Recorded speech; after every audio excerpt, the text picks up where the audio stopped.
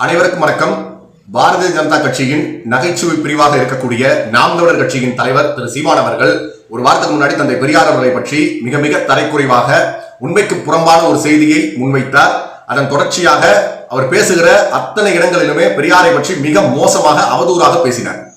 இதன் வெளிப்பாடாக தமிழ்நாடு முழுவதும் இருக்கிற தமிழ் தேசியவாதிகள், பெரியாரிய ஆதரவாளர்கள், திராவிட இயக்க தோழர்கள், திமுக, அதிமுக, என் பாட்டாளி மக்கள் கட்சி, விடுதலை சிறுத்தைகள் போன்ற அத்தனை தளத்தில் இருந்தும் திரு சீமான் அவர்களுக்கு எதிரான கண்டன குரல்கள் பதியப்பட்டது. ஆனால் யார் என்னை கண்டித்தாலும் சரி, யார் என்ன சொன்னாலும் சரி, யார் என்னை எவ்வளவு கழுவி ஊத்தினாலும் சரி, நோ சூடு நோ சொரணை, வாங்கின காசுக்கு என்னோட விசுவாசத்தை காட்டியே தீர்வை என்று இன்று வரை தொடர்ச்சியாக பெரியாரை பற்றி விமர்சனம் செய்வதே தன்னுடைய முழுநேர பணியாக செய்து கொண்டிருக்கிறார். அவதூறு பரப்புவதை தன்னுடைய முழுநேர பணியாக செய்து கொண்டிருக்கிறார். இதுவரை அவர் கட்சியில் வெளியில் இருந்து அவருக்கான கண்டன குரல்கள் பதியப்பட்டது. ஆனால் இன்று முதலாக நாம் தமிழர் கட்சிக்குள் சீமானின் கருத்துக்கு எதிரான ஒரு கண்டன குரல் பதியப்பட்டிருக்கிறது. ஆம், நாம் தமிழர் கட்சியின் மாநில ஒருங்கிணைப்பாளர்களில் ஒருவரான திரு ஜெகதீச பாண்டியன் அவர்கள் தன்னுடைய கண்டன பதிவை இன்று சமூக வலைதளங்களில் பதிவு செய்திருக்கிறார். அது என்ன சொல்றாருன்னா, சீமான் அவர்கள் பேசுகிற இப்பேற்பட்ட பேச்சு, இந்த செயல்பாடு என்பது இந்துத்துவாவை முன்னிறுத்துகிற RSS சங் பரிவார் கூட்டத்திற்கு இது மிக சாதகமாக ஆகிவிடும். சீமானை சங் பரிவார் கும்பல் பயன்படுத்திக் கொள்வார்கள் என்று மிக காட்டமாக, கடுமையாக, தெளிவாக அவருடைய அறிக்கையில கொடுத்திருக்கிறாரு. அது மட்டும் இல்லாமல் இன்னைக்கு ஒரு தனியார் தொலைக்காட்சி நிகழ்ச்சியில காணொலி வாயிலாக அவர் ஒரு கருத்தை பதிவு செய்யறாரு. தொலைபேசி வாயிலாக ஒரு கருத்தை பதிவு பண்றாரு. அதுல என்ன சொல்றாருன்னா, திரு சீமான் அவர்களோடு நான் 1998 இருந்து பழக்கம் வச்சிருக்கிறேன். சீமான் அவர்களை பற்றி எனக்கு நல்லாவே தெரியும். நாம் தமிழர் கட்சி தொடங்கப்பட்ட பிறகு, அதாவது சீமான் அவர் சொல்றாருல, நான் தேசிய தலைவர் பிரபாகரனை பாக்குறதுக்கு முன்னாடி பெரியாரை பத்தி பேசிட்டு இருந்தேன். என்னைக்கு போய் ஈழத்துல தலைவரை பார்த்துட்டு வந்தோம், அன்னையிலிருந்து நான் பெரியார் எதிர்க்கிறேன், பெரியார் விமர்சனம் பண்றேன் அப்படின்னு சொல்லி பேசுறாருல. அப்படி கிடையாது. நாம் தமிழர் கட்சி தொடங்கப்பட்ட பிறகும் பெரியார் அவர்களுக்கு மாலை அணித்திருக்கிறாரு. பெரியார் அவர்களுடைய குரலை பற்றி, கொள்கையை பற்றி பேசியிருக்கிறாரு. ஏன் இன்னும் தெளிவா சொல்லணும்னா, பெரியார் அவர்களின் கைத்தடிதான் என் தலைவன் கையில் துவக்காக இருக்கிறது என்று பேசிய சீமான் இன்றைக்கு பெரியாரை மிக கீழ்த்தரமாக விமர்சனம் பண்ணி பேசுறதுக்கு ஒரு காரணம் இருக்கு. அது என்ன காரணம் சொல்றாருன்னா, ரவீந்திரன் துரைசாமி யாருன்னா, அவர் ஒரு ஊடகவியலாளரா தன்னை காட்டுகிறாரு. ஆனால் அவரே சொல்றாரு, என்னை வளர்த்தது RSS, நான் ஒரு RSS காரன், நான் RSS காரன் என்று சொல்வதை நான் பெருமை கொள்கிறேன் அப்படின்னு பேசுறாரு. அந்த ரவீந்திரன் துரைசாமி தான் திரு சீமான் அவர்களை ரஜினிகாந்தை போய் சந்திக்க வச்சிருக்கிறாரு. அந்த ரவீந்திரன் துரைசாமியோட தொடர்பு ஏற்பட்டதுக்கு பிறகுதான் திரு சீமான் அவர்கள் பெரியாரை பற்றி மிக மோசமாக பேசுகிறார், RSS உடைய கருத்துக்களை பேசுகிறார். ரவீந்திரன் துரைசாமி திரு சீமான் அவர்களுக்கு மூளை சலவை செய்துவிட்டார்.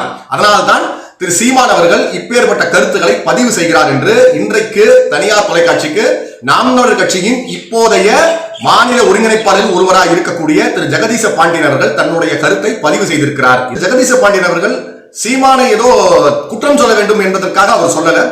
அவரு சீமான் மீது மிகப்பெரிய ஒரு பற்று கொண்டவர், சீமானின் வளர்ச்சிக்கு மிகப்பெரிய ஒரு துணையாக நின்றவர்.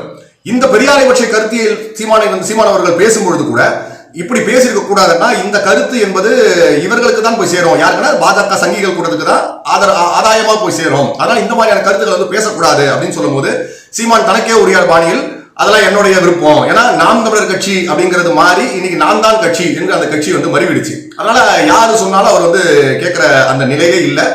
அதனால் ஆரம்ப காலத்தில் பெரியாரிய கொள்கையை உள்வாங்கிக் கொண்டு தமிழ் தேசிய பாதையில் பயணித்தவர்களால் அதை ஜீர்ணிச்சிக்க முடியல. அந்த ஒரு வெளிப்பாடை தான் இன்றைக்கு ஜெகதீச பாண்டியன் அவர்கள் பொதுவெளியில அந்த கருத்தை எடுத்து சொல்லியிருக்கிறாரு. இது சீமான் அவர்களுக்கு ஒரு மிகப்பெரிய ஒரு எச்சரிக்கையா தான் எம்யூஸ் வலைதளம் இதை பார்க்குது. ஏன்னா சீமான் கட்சிக்குள்ள இருக்கக்கூடிய உண்மையான அந்த உணர்வாளர்கள், ஏன்னா இன்னைக்கு இருக்கக்கூடிய நபர்கள் அத்தனை பேருமே சீமானுக்காக கைதட்டுபவர்கள், சீமான் எது சொன்னாலும் விசில் அடிப்பவர்கள். ஏன்னா இவர்கள் யாருமே 2010 மிக நெருக்கடியான காலகட்டத்தில் சேர்ந்தவர்கள் கிடையாது. 2010 விடுதலை புலிகளுக்கு மிகப்பெரிய தடை இருக்கும் பொழுது அந்த கட்சியில் சேர்ந்தவர்கள் இன்றைக்கு 90 விழுக்காடு பேர் அந்த கட்சியிலிருந்து வெளியேற்றப்பட்டு விட்டார்கள். மீதி இருக்கிற 10 விழுக்காடு பேர் வேற வழி இல்லாமல் மௌனமாக அமைதியாக இருக்கிறார்கள். அதுதான் உண்மை. இப்ப இருப்பவர்கள் அத்தனை பேருமே ஏறக்குறைய 2020க்கு பிறகு வந்தவர்கள் தான். இவர்களுக்கு நாம் தமிழர் கட்சி கடந்து வந்த பாதை தெரியாது, நாம் தமிழர் கட்சி உருவாவதற்கு உழைத்தவர்களுடைய அர்ப்பணிப்பு தெரியாது, இதற்காக சிறை சென்றவர்களுடைய வரலாறு தெரியாது. இவர்களுக்கு அத்தனை பேரும் சீமான் சொல்கிற கதைகள் மட்டும்தான் தெரியும். அந்த கதைகளுக்காக கைத்தட்டி கொண்டு எப்படி குழந்தைக்கு தாய் கதை சொல்லி அந்த குழந்தையை தூங்க வைப்பாலோ அதே போல சீமான் கதை சொல்லியே இந்த கட்சியில் அவர்களை தங்க வைத்துக் கொண்டிருக்கிறார்.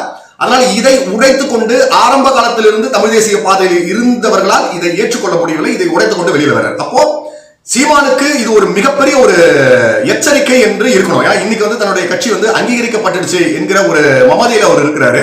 ஆனால் இது நீடிக்காது என்பதை தயவு செய்து அவர் புரிஞ்சுக்கணும். ஏன்னா நீங்க விஜயோடைய வருகையை பெருசா எதிர்பார்த்தீங்க. விஜய் வந்தாரு. விஜய் வந்ததுக்கு அப்புறம் உங்களுக்கு எதிராக அவர் வந்து மாறி நின்றுட்டாரு. உங்களுக்கு வேற வழி தெரியல. ஏன்னா பெருமளவு நீங்க வந்து விஜய்க்கு ஆதரவு கொடுத்து சில நேரங்களில் விஜய்க்கு சொம்படிச்சு அவர்களுடைய ரசிகர்களுடைய வாக்கை நீங்கள் வாங்கினீர்கள். இது வரலாறு. இப்பொழுது அந்த வாக்குகள் நேரடியாக விஜய்க்கு சென்று விடும். அப்போ ஒரு கணக்கு எடுத்து பார்த்தோம்னா 8% வாக்கு வாங்கிய சீமான் வரக்கூடிய தேர்தலில் 3% தாண்டுவதே மிகப்பெரிய ஒரு சிரமமா இருக்கும் என்பது அண்ணன் சீமான் மத்தவங்க உணர்றாங்களோ இல்லையோ அண்ணன் சீமான் அவர்கள் கட்டாயம் உணர்ந்திருக்கிறார். இதை எப்படியாவது தக்க வச்சுக்கணும், தன்னுடைய வாக்கு சதவீதத்தை எப்படியா தக்க வச்சுக்கணும். அப்ப பெரியாரை ஆதரிப்பவர்கள் சீமானை ஆதரிக்கிறது இல்ல, தமிழ் தேசியவாதிகள் சீமானை ஆதரிப்பது கிடையாது. அவர் தமிழ் தேசியம் சொல்லிக்கிறாரு, ஆனா தமிழ் தேசியவாதிகள் சீமானை ஆதரிப்பது கிடையாது. அப்ப யார் சீமானை ஆதரித்தார் என்றால் ரசிகர் மனப்பான்மையில் இருந்தவர்கள் சீமானை ஆதரித்தார்கள். இன்றைக்கு அவர்கள் நேரடியாக விஜய் ஆதரிக்க தயாராகி விட்டார்கள். இப்பொழுது யாருடைய வாக்கை அவர் பெற வேண்டும் என்று நினைக்கிறார் என்றால் RSS சங் பரிவார் சிந்தனையோடு இருப்பவர்களின் வாக்கை பெற வேண்டும், அவர்களுடைய ஆளாக மாறிவிட வேண்டும் என்று நினைத்துதான் ரவீந்திர துரைசாமி போய் சந்திச்சிருக்கிறாரு. RSS சித்தாந்தவாதிகளோடு இணைஞ்சிருக்கிறாரு. இன்றைக்கு RSS காரரை விட சங்கிகளை விட மிக மோசமான சங்கியாக சீமான் மாறி இருக்கிறார். இது பெரியார் பூமி. நாங்கள் மீண்டும் கூறுகிறோம், பெரியார் தமிழரா இல்லையா என்பது எங்களுக்கு தேவையில்லை. தமிழ்நாட்டிற்கு பெரியார் தேவை, தமிழர்களுக்கு பெரியார் தேவை. பெரியாரை தவிர்த்துவிட்டு எந்த ஒரு தத்துவத்தையும் தமிழ்நாட்டில் எழுத முடியாது. தமிழ் தேசியம் தொடங்கும் புள்ளி என்பது பெரியாரிய கருத்தில் இருந்துதான் அது தொடங்கும். இதை தெளிவாக கூறிக்கொள்கிறோம். நன்றி, வணக்கம்.